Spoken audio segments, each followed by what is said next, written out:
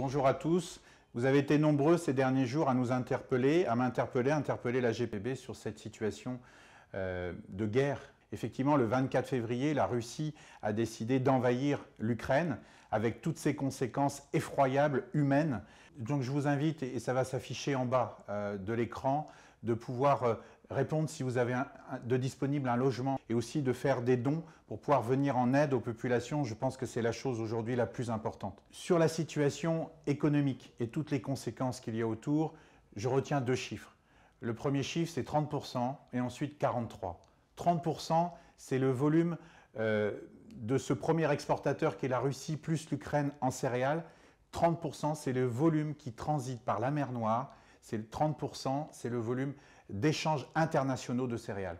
Eh bien, ce 30% d'échanges internationaux, il est bloqué aujourd'hui. Bloqué par des ports qui sont minés par les Ukrainiens pour se défendre et attaqués et envahis au fur et à mesure par les Russes jusqu'à Odessa, qui est le premier port exportateur de céréales. Deuxième chiffre, 43%. 43%, c'est la dépendance de l'Europe vis-à-vis de la Russie, l'Ukraine et la Biélorussie en termes d'engrais.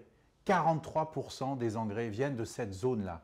Donc on voit bien qu'il y a des tensions et des risques de pénurie et d'augmentation de prix extrêmement fortes.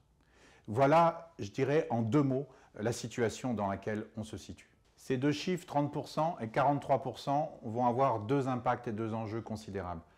Le premier, sur tout le pourtour du bassin méditerranéen, que ce soit l'Afrique, que ce soit le Moyen-Orient, et puis on peut aller encore un peu plus loin, il y a énormément de pays qui ne sont pas autosuffisants et qui dépendaient de ces exportations de la mer Noire. Aujourd'hui, ils vont avoir des difficultés extrêmement importantes de s'approvisionner. Certes, on répondra peut-être présent, d'autres pays vont pouvoir le faire, mais on voit bien que les tensions générées là vont générer vraisemblablement des famines, peut-être des émeutes de la faim. En tout cas, c'est un sujet géostratégique de paix dans le monde qui va être extrêmement important aussi sur ces pays-là. Et on doit répondre présent. Sur le deuxième aspect, celui des conséquences sur nos charges et sur nos intrants, on voit que également les conséquences vont être importantes en comparant mars 2021 avec mars 2022. Sur le gaz, ça a augmenté de 7 fois et demi. Sur les engrais, ça a augmenté de 4 fois et demi. Et sur le GNR, 2 fois et demi. Nos concitoyens le voient à la pompe. C'est énorme, l'explosion de nos charges. Et je pense que c'est important de redire les chiffres. Tout le monde a eu dans les médias une communication pour expliquer que le blé était monté à 400 €. Le marché à terme a monté à 400 € la semaine dernière, c'est vrai. Mais la réalité dans nos exploitations, on le sait, c'est pas ça. Le prix moyen, c'est aux alentours de 220 €. Ça va dépendre d'un organisme à l'autre, mais aux alentours de 220 €. Et aujourd'hui, il n'y a plus rien à vendre. Dans nos exploitations, il n'y a plus rien. On est sur le marché français, 85% qui a été commercialisé. Il y en a encore un peu dans les OS, mais il n'y a quasiment plus rien dans nos fermes. Donc la hausse actuelle des prix aura que peu d'influence sur ce prix de 220 €. Alors vous allez me dire, oui, mais la prochaine campagne, les prix vont exploser. On n'en sait rien. Actuellement, les prix fermes pour septembre sont autour de 270, 280 € dans les exploitations. Donc effectivement, par rapport à une année normale, les prix sont bons, mais par rapport à l'explosion de 7 fois et demi, 4 fois et demi, 2 fois et demi que j'ai cité tout à l'heure, ça ne tient pas la route. Donc il va falloir maintenant qu'on révise, nous, pour piloter nos entreprises, les critères et la manière de faire. On est en train de travailler avec Arvalis sur une calculette pour essayer de vous donner, en fonction des prix que vous allez pouvoir trouver en GNR, en gaz, en engrais, voilà, de tous les différents points, et puis des prix de vente de blé, où est-ce qu'il va falloir que vous puissiez vous arbitrer. Face à cette situation, comment se mobilise la GPB et sur quel sujet? Déjà, depuis plusieurs jours, nous travaillons sur le plan de résilience que le gouvernement annonce. On a fait énormément de demandes, 20 à 25 demandes. Je vais en retenir sur 4 axes. Le premier axe, celui qui nous préoccupe tous, c'est celui du GNR et du carburant. On souhaite qu'il puisse y avoir une intervention, un chèque énergie conséquent, bien au-delà des 15 centimes qui avaient été annoncés pour tous.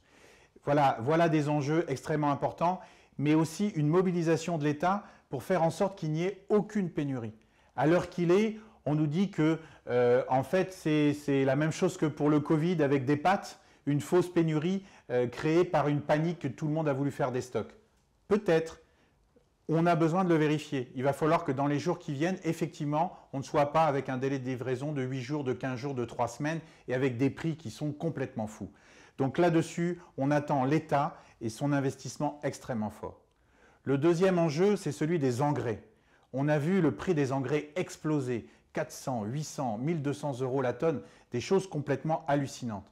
Il est important que les usines ne s'arrêtent pas. Il y a des fabricants d'engrais qui ont arrêté leur usine. L'État doit intervenir. Il faut qu'on produise. Si on ne produit pas, comment voulez-vous qu'on puisse satisfaire?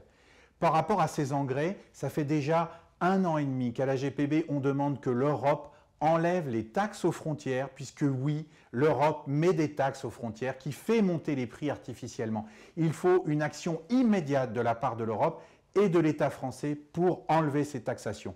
Bien évidemment, pas à la Russie, mais je parle de tous les autres pays dont on va être dépendant. Ensuite, nous avons un axe extrêmement important, celui de la production. On a parlé de la dépendance d'un certain nombre de pays qui ne sont pas autosuffisants. On a parlé aussi de notre dépendance sur un certain nombre de productions de maïs ou tournesol dont la France a besoin et qui est produite en Ukraine. Il faut absolument qu'on puisse produire pour pouvoir nourrir, pour pouvoir satisfaire tous les besoins. Or, là, cet été, l'Europe veut nous imposer de mettre 4% du territoire agricole européen en jachère, 4% de non-production, ce qu'on appelle la BCAE8 dans la prochaine réforme de la PAC. C'est juste inimaginable. Après cette guerre, après cette réduction de production, après cette dépendance qui est flagrante, il est inconcevable que l'Europe puisse le faire.